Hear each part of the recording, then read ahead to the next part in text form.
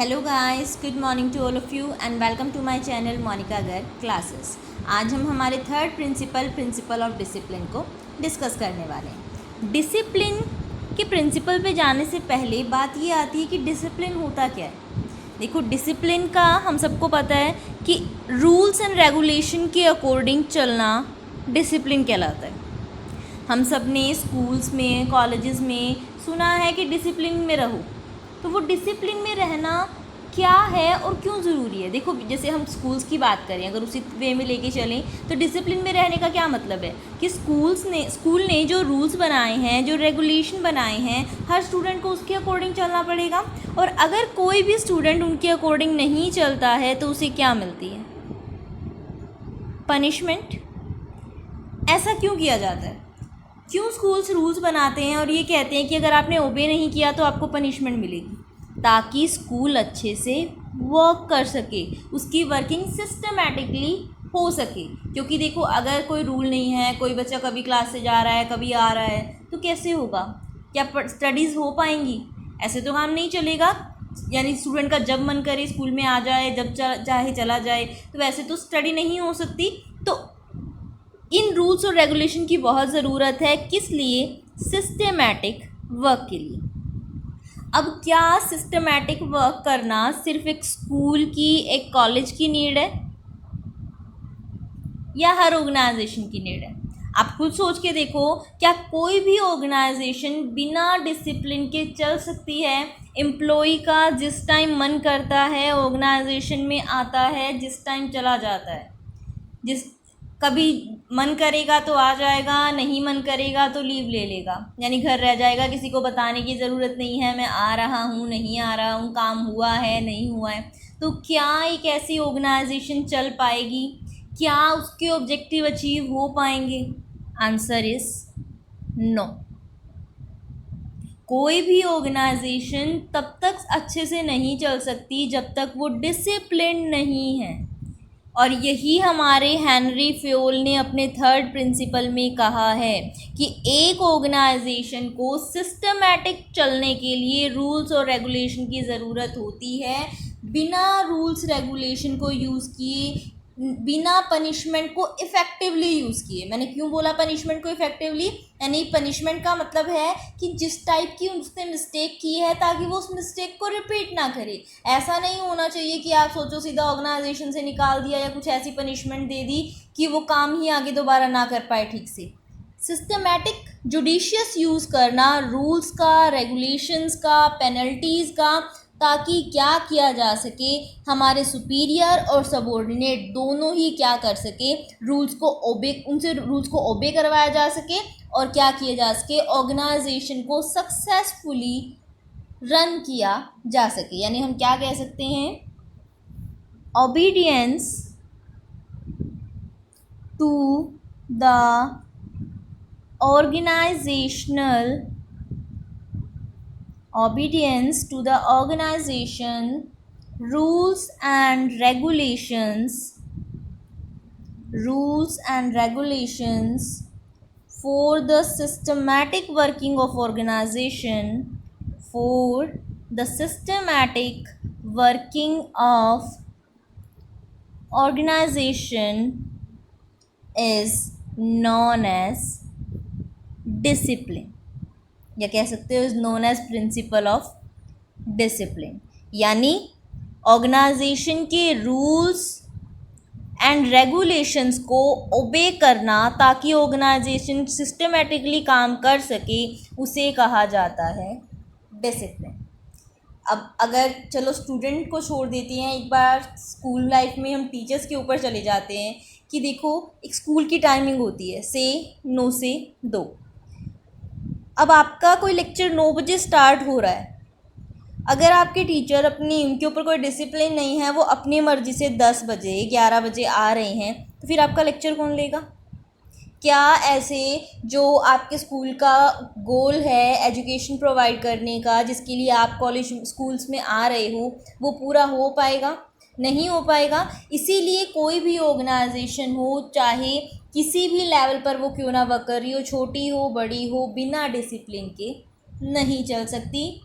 बहुत एक अगर हम अच्छी ऑर्गेनाइजेशन की बात करें ना, जो बहुत बड़ी बड़ी प्रॉस्पेरियस ऑर्गेनाइजेशन है, उनमें पूरे 100% डिसिप्लिन होता है, यानी वो किसी भी पर्सन को थोड़ा सा भी जो इनडिसिप्लिन है उसे रखना पसंद नहीं करती, क्योंकि इससे उनकी रेपुटेशन पर फ़र्क पड़ता है। अगर कोई ऑर्गेनाइजेशन के जो एम्प्लॉयज़ हैं सारे रूल्स एंड रेगुलेशंस के अकॉर्डिंग चलते हैं, सिस्टमेटिकली काम होता है, तो उस ऑर्गेनाइजेशन की जो गुडविल होगी, जो उसकी रेपुटेशन होगी, वो बहुत हाई होगी कि यहाँ पर जो सारा काम है वो सिस्टमेटिक वे से होता है, जो क्वालिटी प्रोडक्ट की बनानी है सारे उसी अकॉर्डिंग काम करते हैं, बहुत अच्छा इन्वायरमेंट है, ये कहने में आएगा। इसकी बजाय एक ऐसी ऑर्गेनाइजेशन जहाँ पर कुछ भी सिस्टमेटिक नहीं है, डिसिप्लिन नहीं है, उसकी जो गुडविल होगी, जो उसकी रेपुटेशन होगी, वो बहुत ही कम होगी। ऐसी ऑर्गेनाइजेशन में एम्प्लॉय भी काम करना पसंद नहीं करते, यानी उस ऑर्गेनाइजेशन की जो मार्केट में स्टैंडिंग होगी वो क्या होगी, बहुत ही कम हो।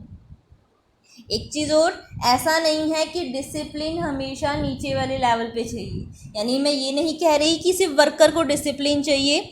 जो वर्कर है, यानी चाहे आपके सबॉर्डिनेट हैं चाहे सुपीरियर हैं, सबको ही क्या होना पड़ेगा, डिसिप्लिन होना पड़ेगा।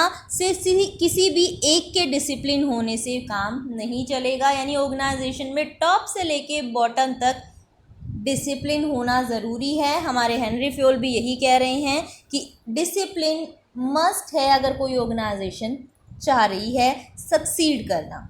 उनके अकॉर्डिंग डिसिप्लिन के लिए 3 रिक्वायरमेंट होती हैं, यानी अगर आप डिसिप्लिन अच्छे से अपनी ऑर्गेनाइजेशन में मेंटेन करना चाहते हो तो आपको 3 चीज़ें फुलफ़िल करनी पड़ेंगी। क्या क्या? फर्स्ट है good superior at all levels, यानी आपके जो सीनियर्स हैं वो अच्छे होने चाहिए। देखो, अगर ऊपर वाले ही डिसिप्लिन को फॉलो नहीं करेंगे तो हम एक्सपेक्ट नहीं कर सकते नीचे वालों से कि वो डिसिप्लिन को ओबे करें। यानी जब तक आपका जो सीनियर है वही टाइम पे नहीं आता है तो आपको वो कैसे कहेगा टाइम पे आने के लिए, उसे पता भी नहीं होगा आप टाइम पे आते हो या नहीं आते हो। यानी सुपीरियर अगर अच्छा होगा, बॉस अगर अच्छा होगा, तो काम करने वाले को अपने आप ही अच्छा होना पड़ेगा, उसकी मजबूरी बन जाएगी वो। Fair and clear rules and regulation, यानी रूल्स एंड रेगुलेशन भी ऐसे होने चाहिए, एक तो फेयर हो, यानी पार्शैलिटी वाले अगर रूल्स होंगे तो उनको को ओबे करना कोई पसंद नहीं करेगा, और दूसरा उन रूल्स में क्लैरिटी भी होनी चाहिए। अगर वो कंफ्यूजिंग होंगे तो जब इंटरप्रेट ही एक पर्सन सही नहीं कर पाएगा कि इस रूल का मतलब क्या है, तो वो उसको पूरा कैसे करेगा। यानी रूल्स फेयर एंड क्लियर होने चाहिए। And judicious use of penalty, यानी जो पेनल्टीज़ हैं उनका यूज़ अच्छे से होना चाहिए कि कहाँ पर क्या पेनल्टी दी जानी चाहिए, किस हद तक दी जानी चाहिए, उसका भी एक तरीका होना चाहिए। अगर ये तीनों चीज़ें एक ऑर्गेनाइजेशन में हैं तो उसका जो डिसिप्लिन है वो अपने आप ही मेंटेन रहेगा।